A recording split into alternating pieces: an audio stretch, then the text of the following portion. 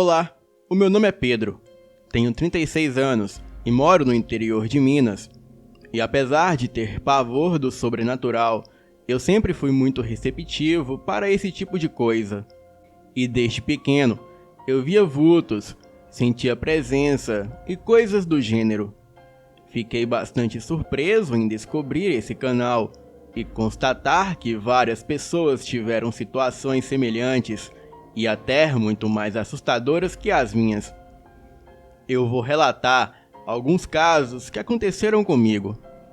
Quando eu era criança, a minha família se mudou para uma casa em uma área rural do interior de Minas. E nessa casa, eu já tive a sensação de ser agarrado várias vezes quando estava na cama à noite. Mas graças a Deus, isso parou.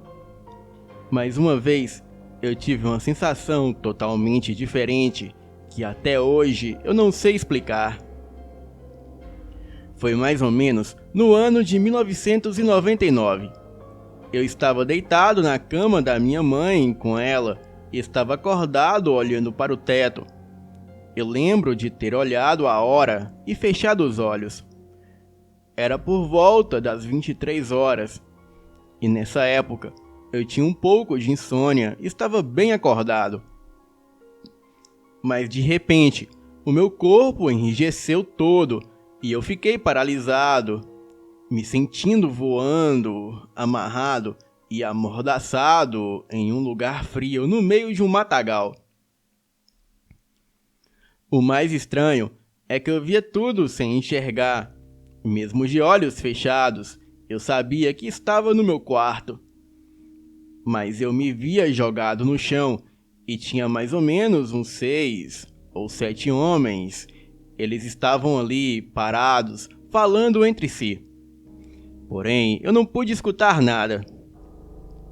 E logo em seguida, eles começaram a se debaterem, se transformando em lobisomens, pularam em mim e começaram a me devorar. Eu fiquei pulando na cama com o impacto das feras e as mordidas, mas graças a Deus eu não sentia dor e só fazia o movimento do corpo de alguém que é devorado. Eu ainda pude vê-los mastigando a minha carne com a boca suja de sangue, mas sem escutar nada. E depois de vários minutos, que pareceram horas, eu comecei a me mexer muito lentamente e cutuquei, chorando, a minha mãe, e eu contei tudo o que aconteceu, e ela disse que eu sonhei. Porém, eu estava acordado. Eu tratei de ficar colado nela, para que se algo acontecesse novamente, eu pudesse sacudi-la. Resolvi ficar de olhos abertos e não dormir, para que nada mais pudesse acontecer. E passados mais ou menos 20 minutos, eu senti novamente a mesma sensação, mas desta vez eu estava cercado por repórteres que tiravam fotos do meu corpo. Bem, eu nunca fiquei sabendo o que aconteceu exatamente naquela noite, mas acredito que era um espírito que se aproximou de mim, talvez para me mostrar algo.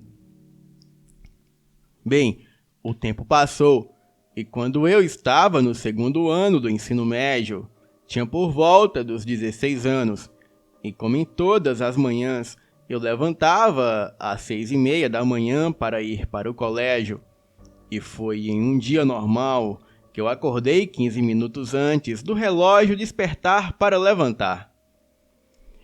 Eu achei estranho, pois fui despertado por um som que jamais ouvi em minha casa. Era o som de uma bolinha quicando no chão da cozinha, e era como se alguém a soltasse no chão e a deixasse quicar até parar, e depois a soltasse novamente, promovendo aquele barulho. Aquilo despertou a minha curiosidade. Afinal, quem brincaria com uma bola àquela hora da manhã? O meu irmão era pequeno na época, e naquele horário ele já estava no 10º sono. Eu levantei da minha cama e fui até a cozinha, pois o som vinha daquele lugar, E ninguém estava acordado, pois não havia nenhuma luz acesa. E lá fora ainda estava bem escuro, pois era inverno. E como eu moro no sul de Minas, no inverno, a tendência é do dia clarear mais tarde. Tentei então acender a luz da cozinha, ainda ouvindo o som daquela bolinha quicando no chão. Porém, não foi surpresa a luz não acender. Ela apenas piscava, mas não acendia totalmente. Isso até é normal, pois eram aquelas lâmpadas compridas, fluorescentes, e quando está muito frio, elas não acendem de primeira.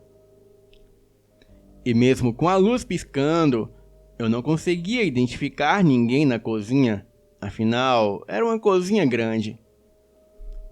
O estranho foi que no momento em que liguei a luz, a bolinha imediatamente parou de quicar. E como eu ainda estava sonolento, eu resolvi voltar para a cama e nem dei tanta importância depois que o barulho parou. Mas para minha surpresa, quando me deitei novamente, o barulho da bolinha logo recomeçou. Bem, aí já era demais. O meu sono já tinha dado adeus naquele momento, e eu resolvi não ligar para o barulho, e aquilo deveria ter uma explicação bem lógica, e como já estava na hora de levantar, eu fui tomar banho e me arrumar para ir para o colégio. E quando estava prestes a sair de casa para a aula, eu resolvi ir até o quarto da minha mãe. Tentei acordá-la e perguntar se ela havia ouvido o barulho daquela bolinha, sendo que ela não deu ouvidos e disse que aquele som deveria vir da casa do vizinho. Bem, eu tentei me convencer do mesmo. E quando fechei a porta de casa, olhei para a rua e tudo estava morto novamente, como se o tempo tivesse parado e congelado. E naquele momento não passava nenhum carro na rua, e as casas estavam todas com as luzes desligadas, e apenas um vento, bem misterioso, soprava naquela manhã. Eu não dei importância, pois ainda era cedo, e eu só fui me importar com todos os acontecimentos quando algo enfatizou ainda mais aquela manhã, a qual já estava muito sinistra. Foi no momento em que eu passava embaixo de um poste de luz e a lâmpada apagou. Bem, e a coisa mais estranha foi que 5 segundos depois ela voltou ao normal. E qual foi a minha surpresa nesse momento, quando eu olhei para o chão e do lado da minha sombra, um pouco atrás dela, havia a sombra de um homem alto com um chapéu muito grande. Naquele momento, a minha reação foi olhar imediatamente para trás, e foi quando veio aquele vento estranho novamente e me arrepiou o corpo todo, mas não havia ninguém atrás de mim. Afinal, a rua estava vazia e não havia ninguém lá além de mim. Bem, o que aconteceu de pior foi que logo em seguida eu ouvi uma risada demoníaca no meu ouvido, como se alguém risse bem próximo. Olhei para todos os lados, mas não tinha ninguém.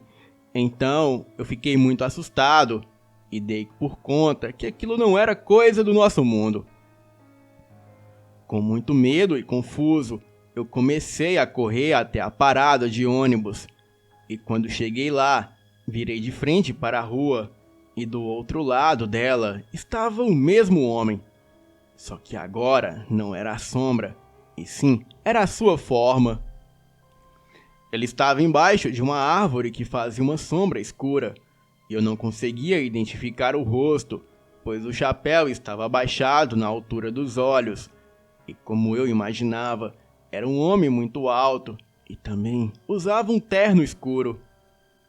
Porém, em um momento de distração, aquela pessoa sumiu de onde estava. E segundos depois, foi como se tudo voltasse ao normal. Alguns carros começaram a passar pela rua e logo veio o meu ônibus. Resumindo a minha última experiência, hoje, pelo relato de outras pessoas, Eu imagino que aquilo não era uma pessoa e muito menos um espírito. Acredito que seja um demônio, pois eu já li e ouvi relatos de pessoas que tiveram experiências parecidas com a minha. Bem, eu acredito que talvez também possa ser um Exu, pois a Umbanda diz que Exu ele vem na forma de um homem alto de terno preto e com um chapéu que tapa os seus olhos. Quando a gente deseja algo de mal para as pessoas e aquilo se concretiza, é porque foi o mal que realizou aquele desejo. E um dia, o Senhor da Maldade, que é o demônio, ele virá te visitar. É uma forma de cobrar e mostrar que ninguém está acima do bem ou do mal. Os dois lados existem e nós temos o poder de evocá-los, mas também de sofrer as consequências. Boa noite.